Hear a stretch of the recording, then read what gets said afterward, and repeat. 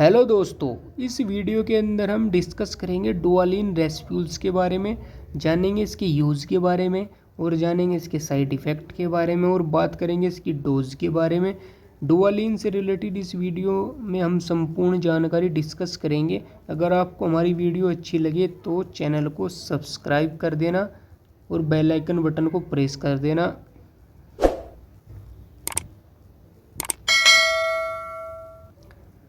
बात करें जो डुआलिन रेस्प्यूल्स होता है, यह एक तरह का ब्रांड होता है जो कि सिप्ला कंपनी द्वारा बनाया जाता है। इसमें जो दवाइयों का कॉम्बिनेशन होता है, यह दो दवाइयों के कॉम्बिनेशन से मिलकर बनी होती है।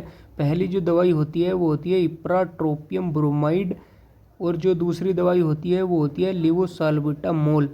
इसमें जो पूरा पैकेट होता है, इसमें 5 रेस्प्यूल्स आते हैं और प्रत्येक में 3 ml की क्वांटिटी में होता है। जो एक 3 ml की क्वांटिटी में होता है, जैसे कि एप्रोट्रोपियम ब्रोमाइड, उसमें जो होता है वो 500 माइक्रोग्राम एक रेस्प्यूल्स के अंदर होता है 3 ml में। और जो लेवोसाल्बुटामोल होता है वो होता है 3 ml के अंदर 1.25 मिलीग्राम में होता है। अब बात करें इसका यूज़ हम कहाँ करते हैं, तो इसका यूज़ हम करते हैं COPD के पेशेंट में और अस्थमा के पेशेंट में, जैसे कि सांस लेने में दिक्कत हो रही है और सांस लेते समय घबराहट हो रही है, तो उस सिचुएशन में हम इस रेस्प्यूल्स का उपयोग करते हैं। और जैसे कि शॉर्टनेस ब्रीथिंग हो रही हो और चेस्ट पेन हो रहा हो सांस लेते वक्त और कठिनाई हो रही हो, पुरानी खांसी हो रही हो, उससे क्या है कि जो सांस लेने के रास्ते होते हैं उनमें बलगम जमा हो गया हो, तो उन कंडीशन में भी इसे दिया जाता है। जैसे कि बात करें जो इप्राट्रोपियम ब्रोमाइड होता है, वो की जो क्लास होती है यह एंटीकोलिनर्जिक क्लास होती है।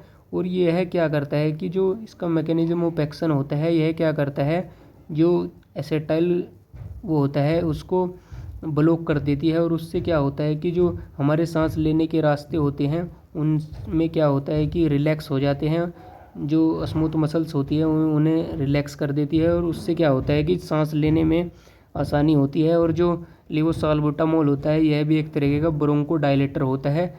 इससे भी क्या होता है कि जो सांस लेने के एयरवेज होते हैं उनसे की जो मसल्स होती हैं वो रिलैक्स हो जाती है और सांस लेने में आसानी होती है। बात करें इसके साइड इफ़ेक्ट के बारे में, जो इसका साइड इफ़ेक्ट होता है, जैसे कि बहुत कॉमनली इसके साइड इफ़ेक्ट देखे गए हैं, जैसे कि ड्राई माउथ, बिटर टेस्ट और ब्लड विज़न, डिजीनेस, ये सब इसके कॉमनली साइड इफ़ेक्ट हैं। और सीरियस साइड इफ़ेक्ट जैसे कि एलर्जिक रिएक्शन, तो अगर ये साइड इफ़ेक्ट देखने को मिलते हैं तो डॉक्टर से एडवाइस ज़रूर लें।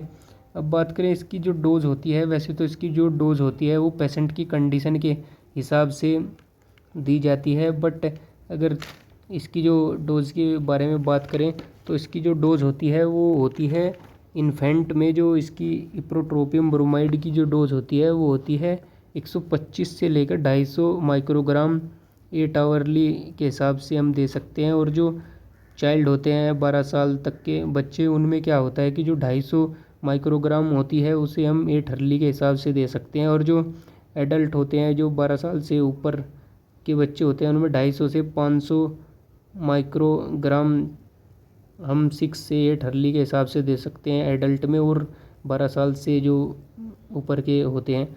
अब बात करें इसके रूट की, यह कैसे दिया जाता है, तो यह एक रेस्प्यूल्स होता है और नेबुलाइजर मशीन में डालकर दिया जाता है भाप के द्वारा। Thank you for watching.